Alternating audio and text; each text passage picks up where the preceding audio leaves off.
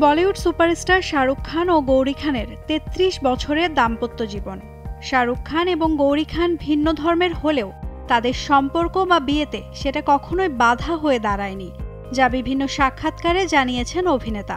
উল্টো দুজনেই বিয়ের পর নিজ নিজ ধর্ম নিজেদের মতো পালন করে আসছেন।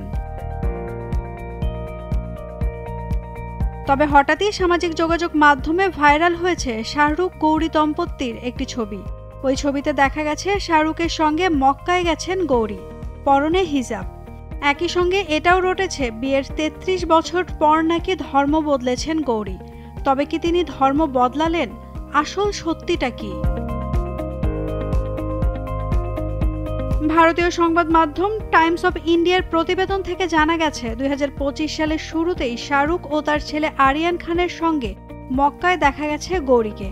অন্তর্জালে ঘুরতে থাকা এই ছবিটি সত্য নয়, ডিপফেক এআই প্রযুক্তি দিয়ে তৈরি করা হয়েছে এই ছবিটি। বলিউড তারকারা ডিপফেকের শিকার এবারই প্রথম নয়। এর আগেও আলিয়া ভাট, ক্যাটরিনা কাইফ, আমির খান, রশ্মিকা মান্দানার মতো একাধিক তারকা এ হয়রানির শিকার হয়েছেন। ডিপফেকের বিষয়টি ভারতে এত পরিমাণ ছড়িয়ে পড়েছে যে এ বিষয়ে উদ্বেগ প্রকাশ করেছে দেশটির প্রধানমন্ত্রী নরেন্দ্র মোদী। উল্লেখ্য, শাহরুখ খান এবং গৌরী খান ১৯৯১ সালের ২৫ অক্টোবর বিবাহ বন্ধনে আবদ্ধ হন। হিন্দু রীতিনীতি মেনেই তারা ৭ পাকে বাঁধা পড়েন।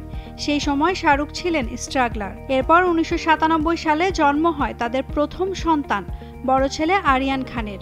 ২০০০ সালে ভূমিষ্ঠ হন সুহানা খান এবং ২০১৩ সালে জন্ম হয় আভরাম খানের। ছোট থেকে সন্তানদের ধর্মনিরপেক্ষ পরিবেশে বড় করে তুলেছেন এই তারকা দম্পতি। মান্নাতে প্রতি বছর ঘটা করে পালন করা হয় দিওয়ালি ও ঈদ। সম্প্রতি এক সাক্ষাৎকারে গৌরী নিজেই জানান যে আরিয়ান তার বাবার ধর্মে বিশ্বাসী। আরিয়ান নিয়ম করে নামাজও পড়েন। শাহরুখ খান জানান যে তিনি তার সন্তানদের বরাবর এই শিক্ষায় মানুষ করেছেন যে তারা কোন ধর্মে সেটা গুরুত্বপূর্ণ নয়, তারা ভারতীয়, এটাই তাদের পরিচয়। নানা সাক্ষাৎকারে গৌরী জানিয়েছেন যে কখনোই তাকে ধর্মান্তরিত হওয়ার কথা বলেননি শাহরুখ। এমনকি শাহরুখ খান নিজেও পাঠান ও জন রিলিজের আগে তিরুপতি গিয়েছিলেন। গৌরী এক সাক্ষাৎকারে জানান তিনি ও শাহরুখ বরাবরই একে অপরের ধর্মকে সম্মান করেন। নাওমিন নাসরিন, ডেইলি সান।